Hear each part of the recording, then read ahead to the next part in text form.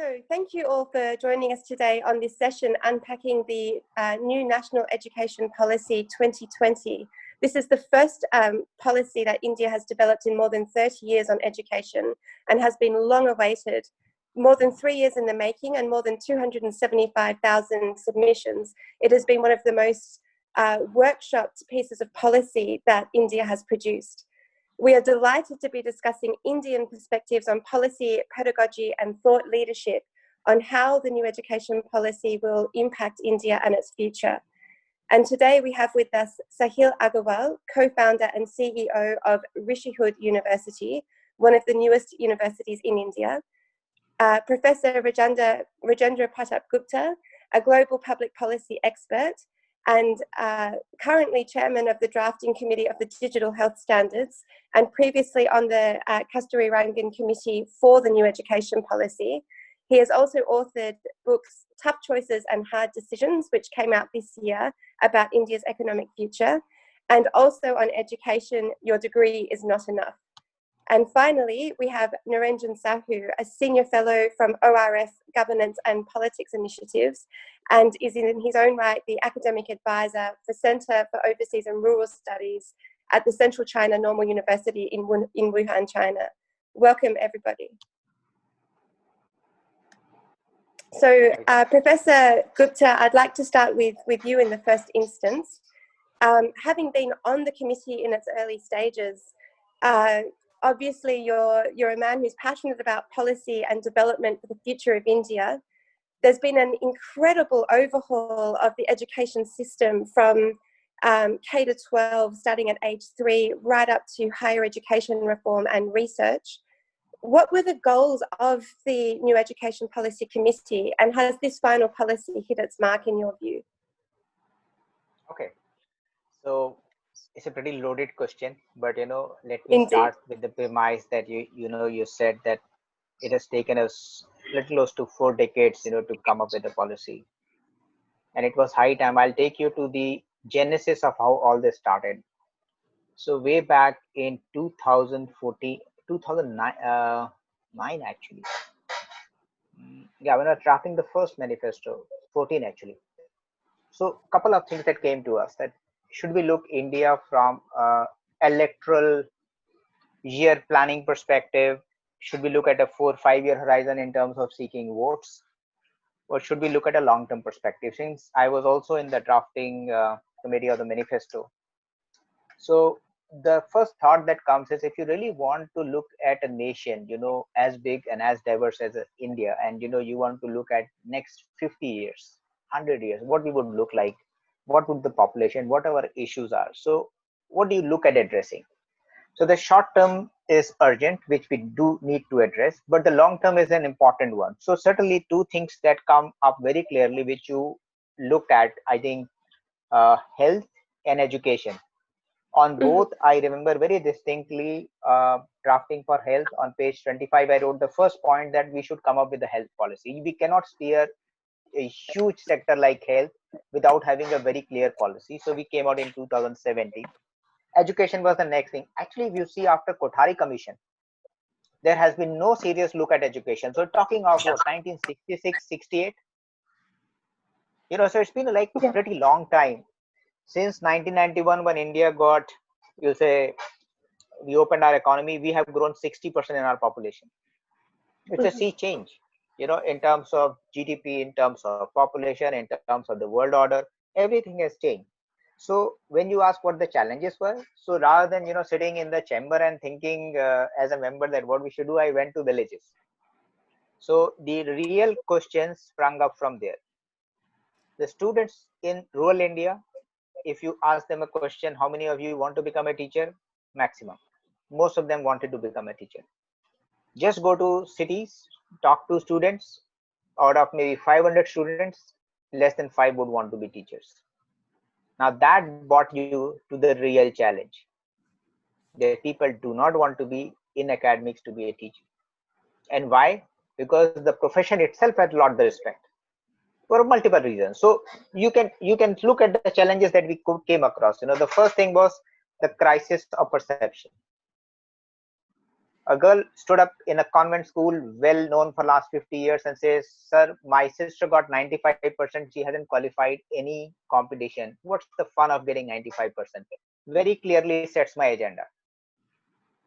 Go to Mhm. rural India, they want to become teachers, but they say we don't even have toilets. You would never see policy talking of the word functional toilets, but it is talking. In this policy, we use the word functional toilets, not just toilets. Because in Hyderabad, when I went 80 kilometers down, the principal told me, "Sir, there is a toilet, but you cannot go there." I said, "I want to see that." So if you look Mhm. at the point where our challenges came from, we came look from the practicality on the ground reality. I went right till IIM Ahmedabad. So where do we stand in terms of research? You will see a overly focused research in science and innovation and technology. We produce 10,000 PhDs, China 30, US 50. Look at our GDPs, you get a very good correlation. Higher education, it's also, we have a crisis of perception. We have a crisis of relevance. When World Bank says 69% of jobs are under threat, agenda is set out. We don't do what we need to do. The crisis of perception, crisis of relevance, and third is the crisis of existence. So you have schools on paper. What they churn out is students who will get degrees, who will get marks at the end of the story. Still, World Bank says 69% jobs are under threat. When I talked to students, they said our engineering curriculum talks about something that is 7 years old. The curriculum has not got revised. We don't know what nanotechnology is. We cannot be doing such kind of things in education. So our agenda was set discussing with students. That's where I got the best of my inputs. Now I actually put all those in public domain anyway, because as NEP, all is under an RTI, so you could get it. So things were very clear. We needed to change the governance, delivery, and financing in education. So this is what our agenda was about. Now your next part of the question: did we succeed? As one of the members who had an active role, and you are aware also because you wrote a preview for a book in which I covered my thought process in very wider detail, I'm pretty excited. I couldn't imagine. I've been simply very lucky in health and in education. I think I salute the Prime Minister for putting his foot down and getting such a radical transformative policy out. So when you say, did we succeed? 100%. Thank you. No, those are some really interesting thoughts you've outlined there, and I think really important for a broader international perspective to understand. I mean, your point about functional toilets, people forget the practical realities, and we can't make taboo practical realities. So if functional toilets is an element that impedes learning, it's important to address. The NEP also focuses on things like nutrition, for example. So health and education we spoke of earlier, but even meals in schools and introducing breakfast in addition to lunch is again a crucial practical element on the ground, that if people are malnourished, they're not able to absorb information. And the policy really does take into account these practical considerations that need to be addressed, in addition to some of the perhaps more lofty policy aspirations. For example, a larger participation in the international reputation of research internationally. So, I think the NEP is quite a broad piece because it does aim to cover all of that. Niranjan, I might turn to you. In trying to cover all of that, there appears to be more of a focus towards perhaps trying to centralize the delivery of education. Would that be your sense? And if so, could you unpack that a bit for us?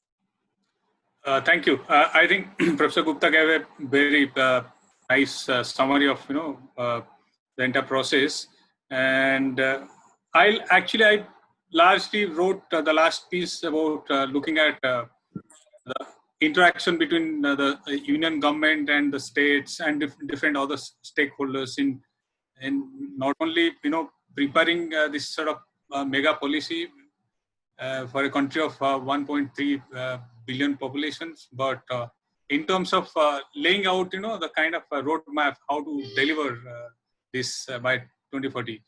So this is kind of a gigantic kind of exercise. I don't think if you just probably only comparable country is China, but it's a different political system. So it's not a democracy that it needs to really go back and forth and discuss with several constituencies, starting from the local level, your panchayat, municipal, and then state and the central level. So this is a gigantic exercise, and in that sense, if you look at multiple stakeholders, other things, so this one generally expects that this will be delivered in a decentralized manner. But if you look at the policies, like some of the architecture and some of the steps that have been proposed, I see it's a continuation of kind of centralization that we are witnessing since 1986. Especially when education became a concurrent subject in 1976 after 42nd Amendment. So we have seen the center, the federal government playing far bigger role than it should play, especially in education, especially in the school education system. Because if you look at, at least I've looked at 13 to 14 major federal countries, of bigger population, nowhere you'll find actually education is put in the concurrent list where it becomes a joint responsibility. The federal government obviously plays a major role in terms of giving a direction, giving kind of providing expertise and finance, but it leaves to the local government to basically take the ownership and do most of the things, starting with the US, and you look at even Australia and many other countries. So this is, in that sense, if you look at since 1986, this is a kind of continuous of centralization, and this is very well, you can easily see that in the proposed regulatory mechanism, that Central Education Commission, which will be a kind of singular body, overarching kind of body, which would actually look at entire higher education. I mean, if you look at the size of the higher education of this country, it's a mammoth kind of setup. And if you have, it has that they'll create 4 verticals, both grants and accreditation and the quality standard, all that.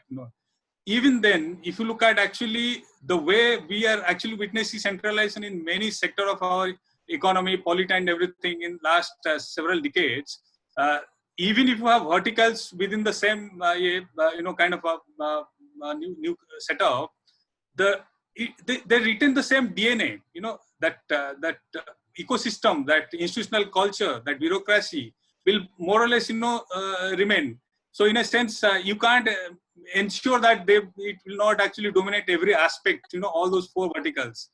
So in a sense, the bureaucratic culture, which is by and large, a top-down kind of, it believes in giving orders and all that, which we have seen in several decades, and that how it hampers the work actually, because actual service delivery is a local, and there you need a different sort of, ball game. So my fear is that this sort of centralization is bound to create a lot of problem when we actually implement the policies. Number one, the state have to be taken, on board while, designing, starting from your pedagogical language policies, setting a standardized and, how to create a uniform kind of an education system at every aspect, even national, assessment and, host of areas, even teachers training, you have to take states on board.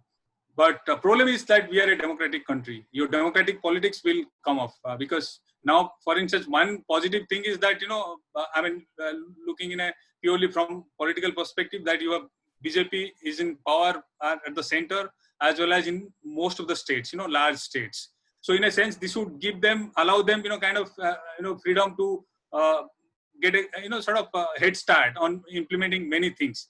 But then, in politics, power doesn't last forever. In down, for 4 years down the line, if you have a change of the government, what is the guarantee that that new government won't actually come and probably throw this entire education system or try to tinker and create a kind of new way? And then other state governments, especially which are opposition ruled states, how they are actually going to take it? Because I've already seen Tamil Nadu and several other states like Kerala have already objected to language policies, standardization, and uniform kind of policy, education system. So I'm saying that there is a federal math that the central government as well as the state governments have to really work to realize this policy. So having a vision, having a policy is a great fast step, I think. But a hell lot of kind of challenges are remain, and this path is paved with so much of obstacles. and how the central government manages its federal math, that will actually ultimately, say about the implementation of this policy.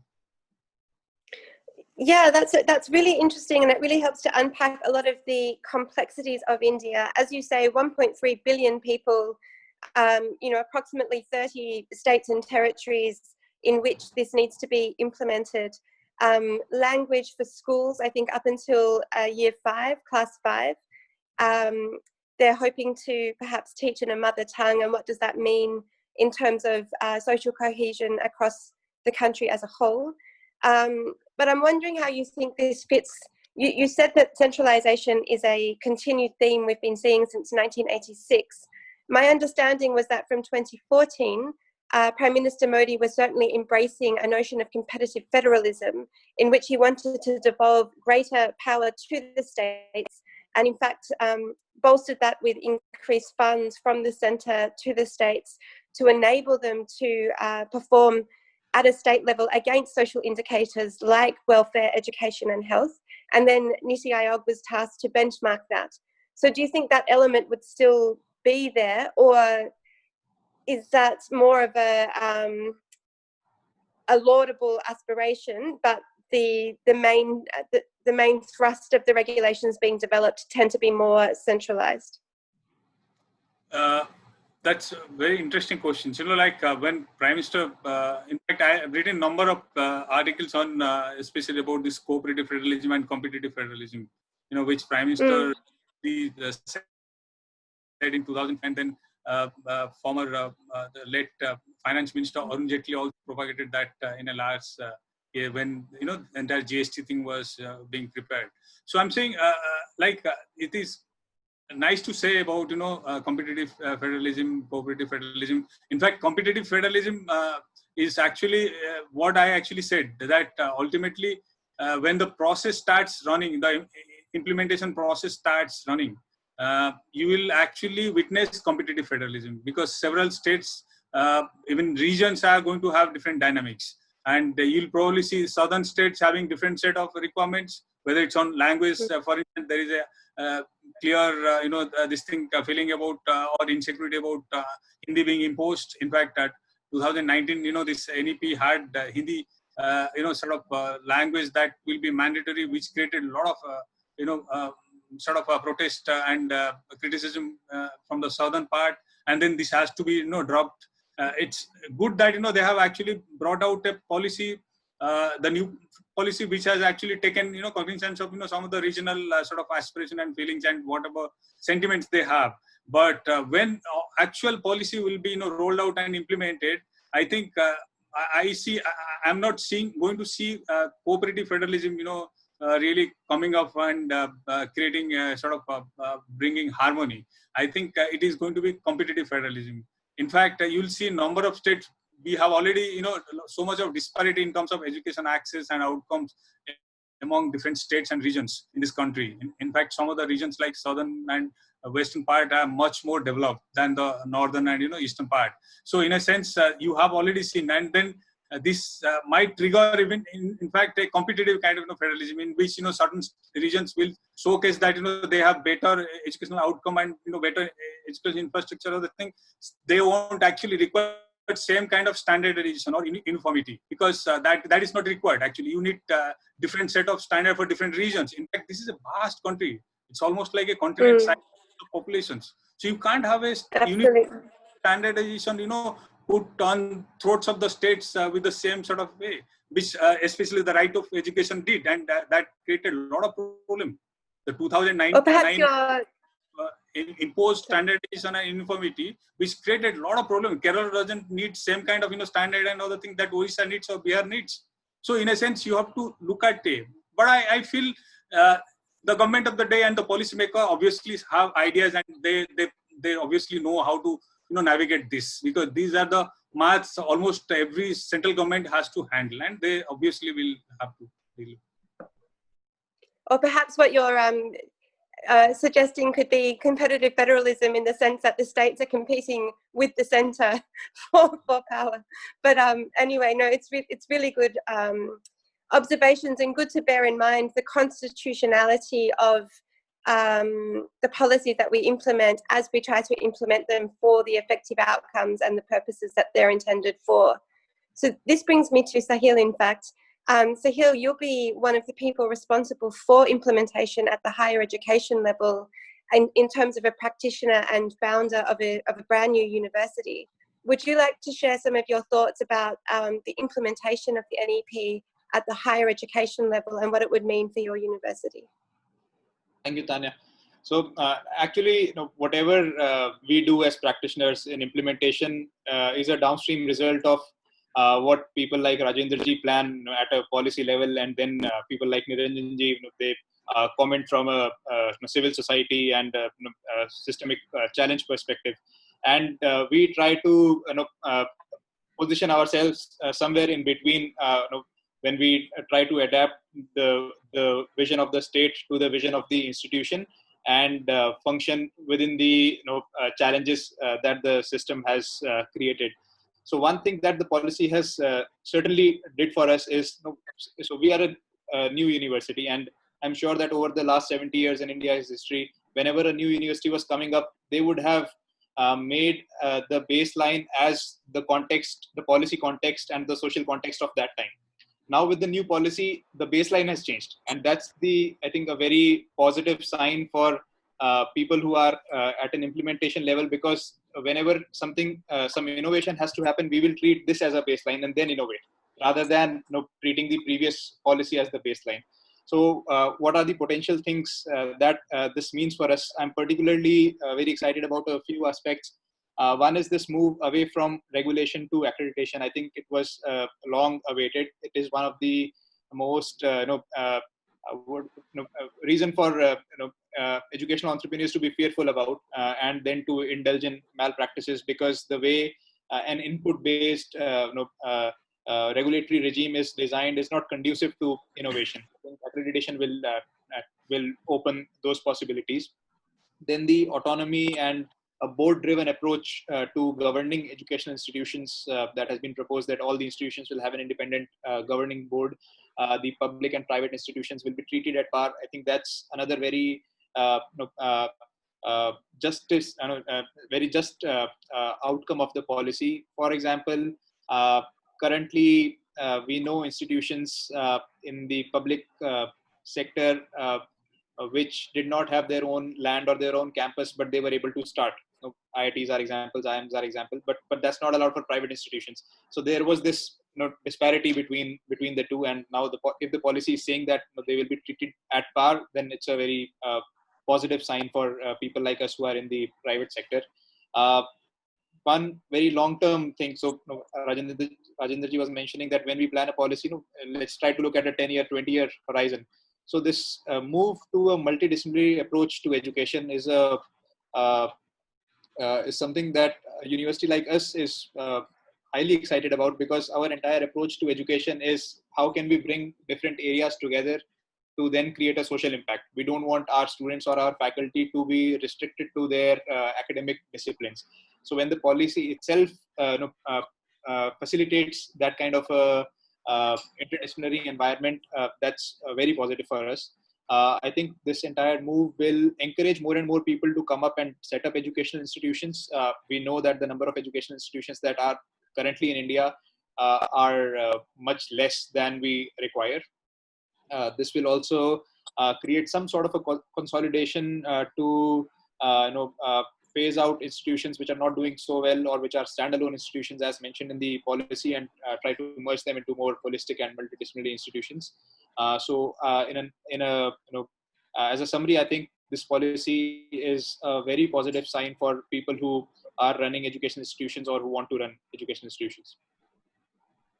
No, that's a fantastically positive response to the education policy, and the multidisciplinarity aspect, I think, is aimed, in fact, at building more holistic future leaders of society, which I think is also the very ethos of your university. So do you see a lot of synergies perhaps with the principles of the new education policy and wanting to round out students to be future leaders, this emphasis on public good, the broader notion even at the, say, high school and primary school level of socializing students to climate change and other social issues, so that when they arrive at university, they're more sort of adaptable, open-minded and inquisitive, not only about the subjects that they're being taught, but how it might apply in the real world for the betterment of humanity or society. Certainly. So I think there is an innate desire in us as human beings to do good for the society, and also an innate inquisitiveness in the students. And when the system recognizes this, I think that's enough for us to innovate on our curriculum and make it in a way that it leads to education for purpose or education for impact. So it is not necessary that from the center to the state to the local level we have to plan it, that in the curriculum we will do these changes so that the students go for for a public good or a social good. I think the moment we just give them the freedom to do something innovative, they will be pushed into this direction, because it's an innate quality in human beings. So the idea of freedom is a interesting one in the current times, where much of the world is under various parts of lockdown or curfew, including in Australia right now, with the state of Victoria currently going through a curfew in order to restrict COVID-19. This seems to be impacting, obviously, aspirations around the world for the internationalization of higher education in terms of student or faculty mobility. But perhaps I'll turn to you, Rajendra, in the first instance. You wrote a fascinating book called My Degree is Not Enough.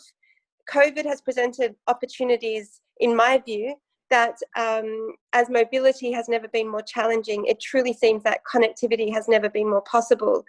The NEP, I think, took its time to see the light of day, in part also to be able to respond to the current times.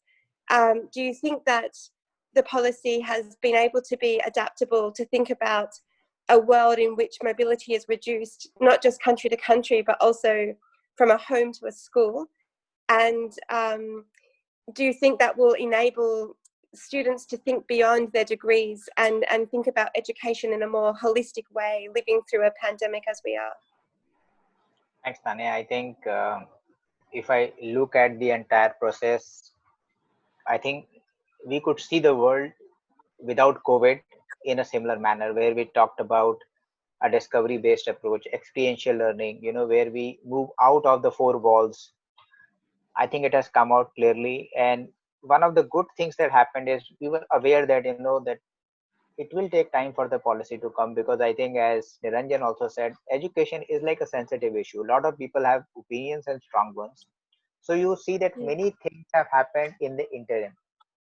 Even the earlier HRD minister, now education minister, they brought on changes. Government has come out with MOOCs as one, the credit-based system, where you don't necessarily need to say, I'll wait for 4 years, do my degree. If I leave it, I'll not be able to complete it. I think there's a lot of flexibility without compromise, if I were to put that line very specifically. And I recall the discussion, and I tell you where it is. In my graduation, I did graduation in social science and sciences, and I was a topper. But in master's, I topped in first year, got highest marks, but I had dropped out because my mom had cancer. I had to drop out of studies, but there was a 3-year bar that in 3 years, if I don't complete my year 2, I'm done. I could never do. Now, all these things have practically rolled into the policy, many things that I interacted. So I think policy from that standpoint is well prepared for COVID. The issue for a developing country, for India, would be a soft infrastructure. Luckily, we have telecom access, but we know that with COVID, we have seen that we have all moved online. Today, we are talking, you are from Sahil is from Sonipat, and I think Niranjan is from Delhi, I am from Bombay. So technology is making it possible by talking of virtual labs, by talking of AR, augmented reality, virtual reality, online classes. I think it has factored, it is not shy to even mention pandemic out there. So I think we have tried to make it future proof. Well, Niranjan said that practicality lies in implementation. My wife is a teacher, so you're seeing that she is teaching. My son is a student, so I'm seeing both the sides. And third side, I'm a policymaker. So my policy making is always backed by the practical realities, and I see in my home 12 hours a day. It is, as Niranjan said, a very diverse country, but policy from its own framework has enabled an ecosystem that can adapt to the changing needs of time. post-COVID, and it's not going to be the same. Sahil probably would be one of those founders of the university who would be at the churn of the old paradigm and new paradigm. And I think from the policy standpoint, I can assure you that with all Niranjan said, I was listening. I know it's not a debate. We are just putting our point. So what appears centralization is actually simplification. I can tell you the essence of what the thinking went in. What appears to be, cooperative or competitive federalism. If you look at the actual essence of the meaning in the lines and words, though the limitation of policy is always there in the number of words we can use and the pages we can fill, is that enough freedom has been given to people like Sahil to devise what they want to teach, how his teachers want to teach. I don't think ever it has happened in the history of a country that your teacher has a freedom to choose the pedagogy and the university can devise a course, and there is a practicality. We will not expect Sahil to have a bigger classroom because actually the real estate is pretty expensive. Where it has happened ever. But again, there is the issue of bureaucracy. So one thing people have skipped talking about, if actually we were looking at centralization, Indian Education Service recommended right from Kothari to Subramanian Committee would be a reality. It's not there. So we have tried to make sure there is enough space for academicians. So look at the lines where it says the teacher will have the opportunity to rise up, take administrative posts. This is something I have always believed. In my book, I very clearly articulate that a teacher should rise to the position of secretary education. Stop short of mentioning that in the policy, but we said that you can take leadership roles. So I think there couldn't have been a better time for people to be motivated to get the best of people in this academics, at the same time prepare a world where COVID or even worse things. We should be able to meet the aspirations of youngsters, who are still to be born. They are not yet born. And this policy is, we're talking of 20 years and 40 years. So we hope that we have tried to fill the gap that exists and that may come in. That's where it is from my standpoint, and I may be biased positively as one of the members. No, it's a really interesting response, and it makes me curious about Niranjan's views. Niranjan, your thought leadership tends to be on policy making in India for social impact and the social good. And you span a lot of issues in doing that, including in education.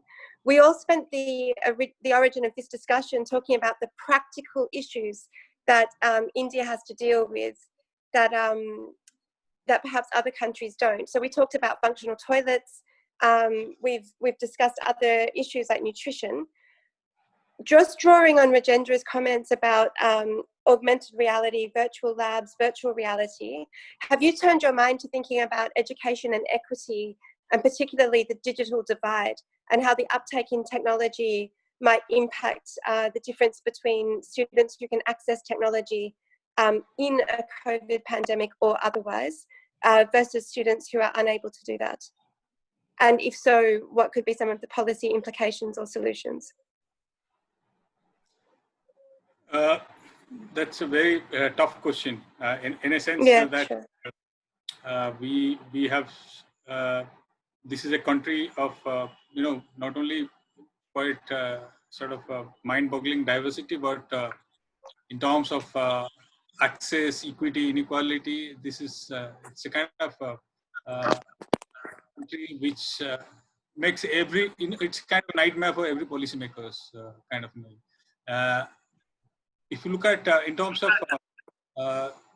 the inclusion and access, like one good thing that I found about this policy is that it takes head on, in terms of addressing, COVID is definitely a different issue in which, it creates a digital divide, and, a lot of poor students and, students in urban slum and rural areas do not have the access to internet or other things, and they're left out from the online learning or other thing. And that's a real separate kind of problem. But I think NEP tries to address some of this issue, I think, head on. One thing I found the standout kind of policy recommendation is about the SEDZ, that the special education zones, disadvantaged, groups, and then educational SEZ, which has been proposed. I think this is out of box ideas. In fact, we used to think about SEZ in terms of economic matters, and this is something which is very interesting. I actually, we don't know the roadmap how it will be realized, but if you look at just the policies and the way it has been framed, I think it has been very well thought out. Number one, because I've been mapping some of those disadvantaged districts in terms of my whatever work I've done about aspirational districts. Modi government has been implementing, and some of the most backward districts in this country have been termed as aspirational districts, in which the central government is providing a lot of social infrastructure like education, healthcare, providing paved road, and even the setting of Navodaya schools, which are very elite, kind of schools for the Adivasis and other disadvantaged sections of population who cannot access quality education. So in a sense, this fits very well with this narrative. Already you have a number of things happening on the ground. And we have also several districts, almost 100, 150 districts, which are affected by the insurgency, Maoist insurgency in those, especially in the central India, that red corridor, what we called, especially those are the areas which are, geographically, because it's basically forested terrain, kind of hilly areas, and mostly, lived by the scheduled tribes. So in a sense, there you don't find quality infrastructure and those sort of things. So if this actually is realized, I think it would address the problem, educational needs of most of the Adivasi and also, especially also Dalits.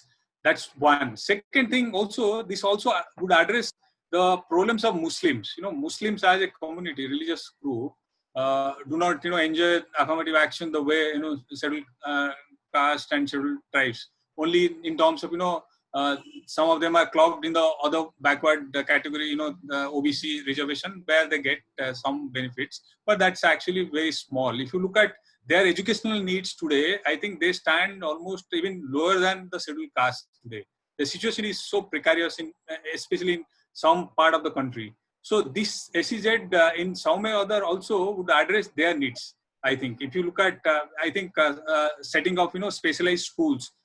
Some of the excellent schools in those areas, especially in those urban ghettos and areas which are populated by these socially, educationally backward communities, I think in many ways would address their educational needs. So I see actually and there are other plans like cash transfer, scholarship, and several other handouts which will directly reach to those families who cannot otherwise afford quality educations.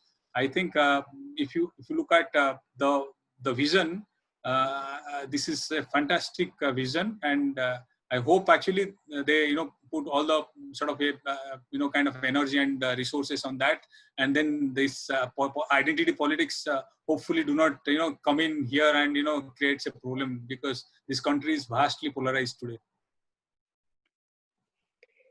No, that's a really important point that you've just raised. Sahil or Rajendra, did you want to come in on that point? Rajendra, this side, I think one of the things that people who read policy need to do is, I think, wait for people like Tanya to start getting more discussion around it. I'm so excited about every point, like Niranjan raised, what Sahil raised. There could be concerns, but they could arise simply by people reading one section and not connecting with the other. I think so very well Niranjan articulated the last point, where he put out two diverse things in addressing equity. That's the way policy is written. That's the way we are used to writing policies, at least myself. Even health people have issues, but look at page 13 and 32, you get to see, oh yeah, I think yes, very well answered. So the challenge in reading, interpreting a policy lies in connecting those dots. What stands for equity? Like the gender fund. Very clearly, everything is addressed.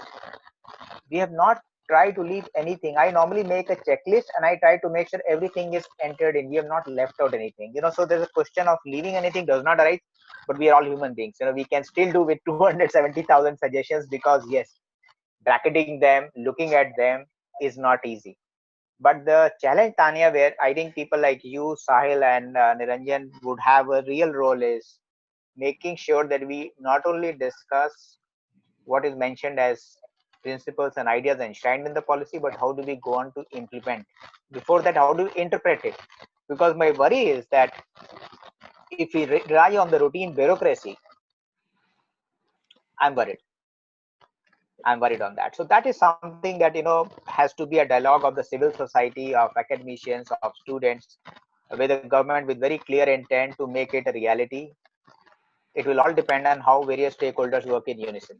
I think everyone today stands to say the policy is great. There could be political opposition, but they are opportunistic. I mean, I would not get into the side. I'm not a politician. But purely from the future of this country, I think it's a great effort. And rest depends on how it gets implemented.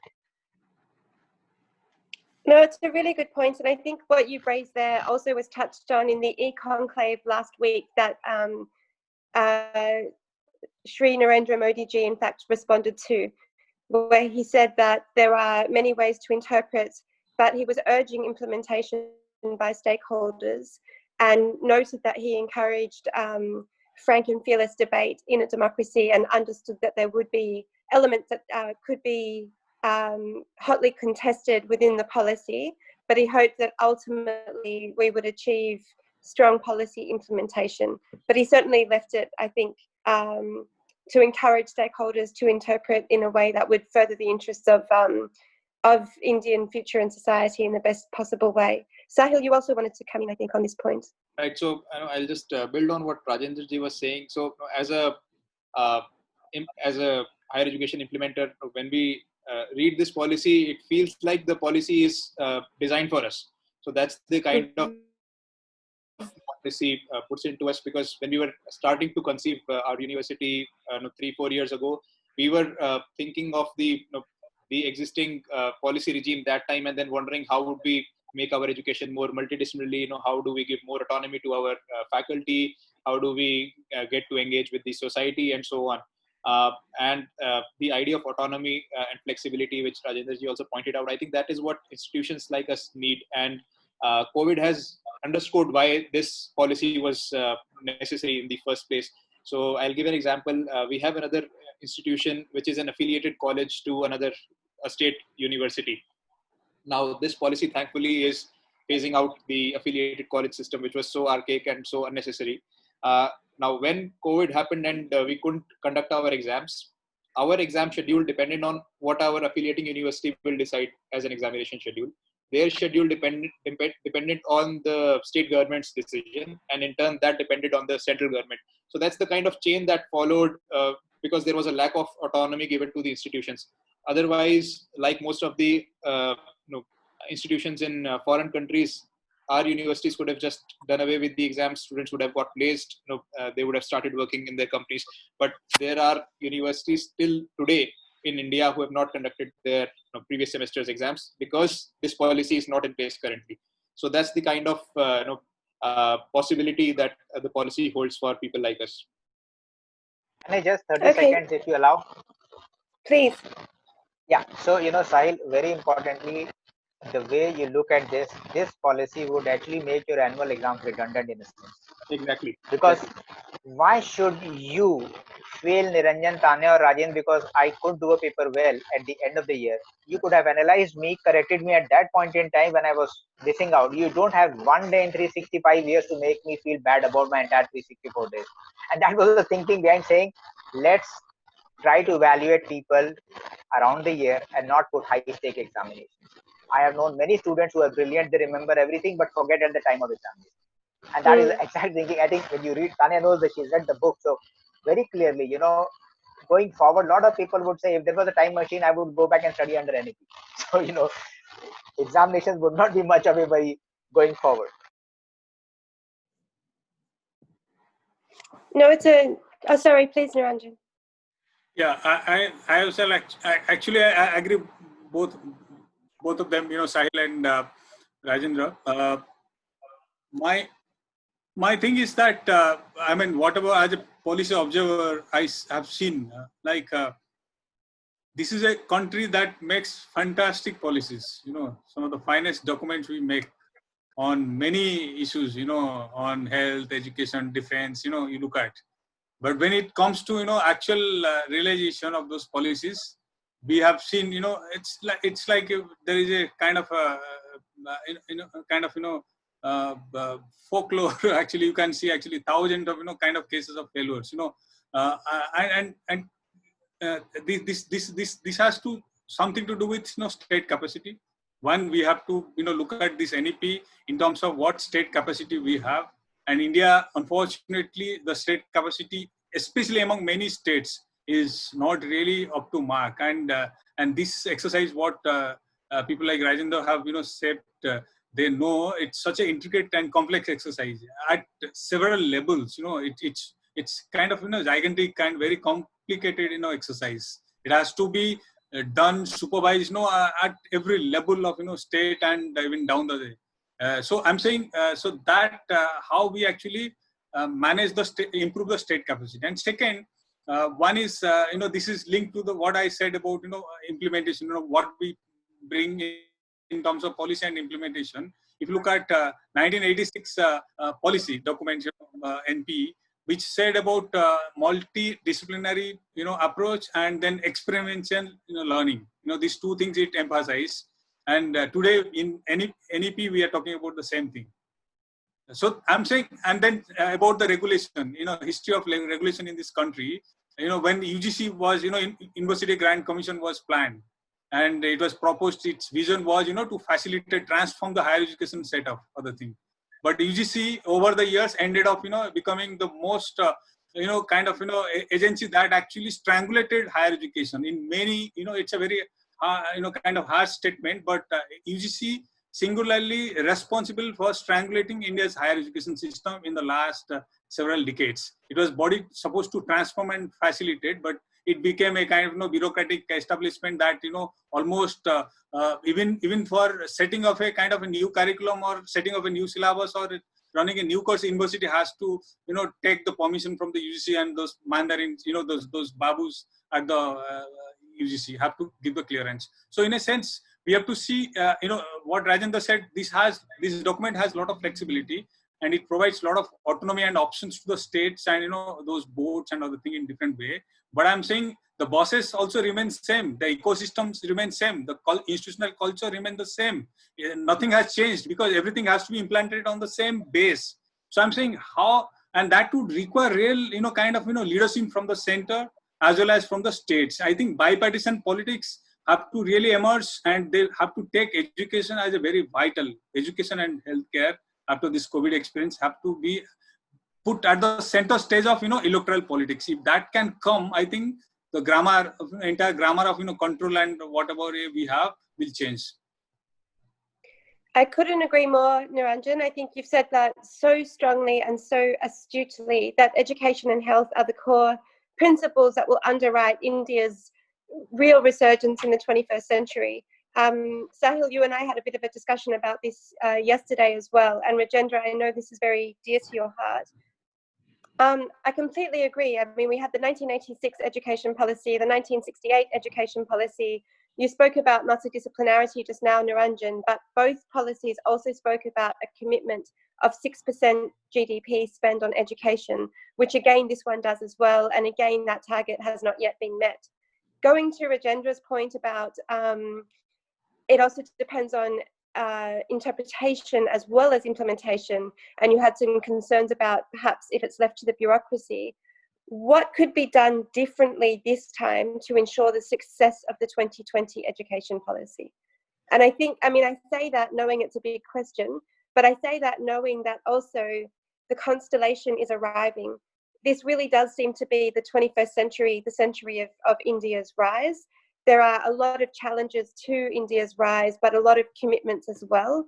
We see India on the global stage more and more assuming leadership with the hosting of the G20 in 2022, the again being voted to the UN Security Council non-permanent member status for 2021, 2022, stepping up on the world stage in the World Health Organization at a critical time as well, being chair of the WHO board. Yes. So it has all these roles to play on leadership. Part of the 2022 G20 hosting will also be to showcase India's Sustainable Development Goal indicators. And I guess I'm throwing this question to you, Rajendra, not because you're not only a policy expert, but your book, your recent book on tough choices and hard decisions, this one really paints the picture, I think, about the critical importance of education underwriting India's aspirations. So we have the aspiration for being a major power or a superpower in the 21st century, the political will to engage at a global level. How do we ensure that this policy is implemented in a way that allows India to rise as a superpower, as a technological power, as a knowledge power, as an equal among other leaders in the world, like knowledge powers like China and the US and others? And how do we ensure that this gets implemented in a way that perhaps it didn't in the 80s and the 60s? Tanya, you have to take a step ahead of the NEP when we look at the implementation. So I think Niranjan pointed, I will connect to the other dot, the lateral entry that we started. So you can connect very well that we actually started paving multiple pathways for bringing change. I know, Ranjan, we have the same cynicism. I've been a part of the same ecosystem as an activist for more than a decade. Campaigning, we need this. Then I went to a stage where I had to write that we can do it, and then we have to draft policy. I think this is for the first time that you see, I think, each one of us, that we are talking of an implementation framework. You won't have found that in any of the earlier policies. Now, and this is not the India of 1986. It is an India where everyone is aspirational. At the same time, they are also critically looking at, so what? You came with this policy, where is it?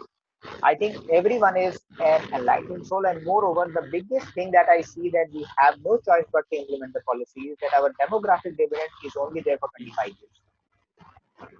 If you look at the number of jobs we need to create, we need to grow between 13.3 to 16% per year to meet the requirement of 1 to 1.2 crore jobs.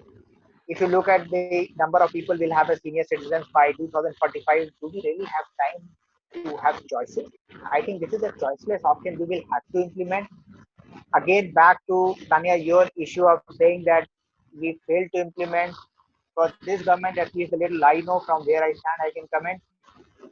I'm not sure about failure or success, but I'm sure about taking decisions to move forward. So moving forward will certainly happen. How good or bad it is going to be will depend on a whole lot of people like us working in tandem, people like Rishi implementing, people like Niranjan dissecting, and people like you keeping a track. I think government, whether this or anyone, will have to do, because it has actually become, Niranjan, a unique electoral proposition, as I call health and education both. Somehow I played my part in it, but I'm the happiest guy today. I used to always say, when we will have elections on health and education. So Exactly. don't be cynical. I'll tell you that when I wrote this health policy, do we not have the biggest health insurance scheme in the world today? With all the cash crunch and all that, we still have the biggest. Wait for 15th August, we will see the roadmap of what we want to do. So I think I am optimistic. We all are. There will be challenges, but I think solutions lies with people like us to find. We cannot blame anyone if we can't do anything. So it is all of us, whether it is Sahil, whether it is Tanya, whether it's me, or whether it's you, we will have to do our bit. So I think I am optimistic. As much as we work hard, we will do it. We're almost at the end. So I think in conclusion, I just want to ask each of you what you think is the strongest piece in the NEP. It covers a lot. It's a huge document. It aims to transform, as we said at the beginning, from age 3 right up to higher education and research in education. Perhaps just a quick round, starting with Rajendra. What do we think is the most exciting element of the 2020 new education policy? Just one line. It removes all the artificial barriers to education at every level for everyone. It removes all the Artificial barriers. All the artificial barriers. Yes. Excellent. And Sahil, your view? In addition to removing artificial barriers, I think the focus that has been put on teachers, both in terms of teacher education, teacher promotion, teacher identification, because when we have to prepare an Indian generation for 21st century, the resource we need to do that is the teachers, and to do that we need best people to get into teaching. And I think the NEP removes barriers for people to get into education and succeed. Excellent. And Niranjan? I think it's one of the most forward-looking policies that rightly, addresses some of the major maladies of, education system, both school as well as higher education system. And I think looking at our demography and then 21st century requirements, I think it lays out a very broad vision, and vision is also very inclusive. And if I think we improve the state capacity and really make our politics work, I think we should be really happy that 2020, 40 probably we'll see a different India. That is such a wonderfully positive note to finish on. You've all been wonderful. Thank you very much for your time today and discussing one of the most exciting policy reforms, I think, in India. To Rajendra's point, each of us have a role to play in implementation, either through fostering more dialogue and discussion, or like Sahil, being at the coalface of implementation. And I thank you all very, very much for your time. Thank you. Thank you, Tanya. Very fantastically moderated, and you did a great job framing the right questions. And thank you, Rajendra and Sahil, for being there. Thank you. Bye-bye.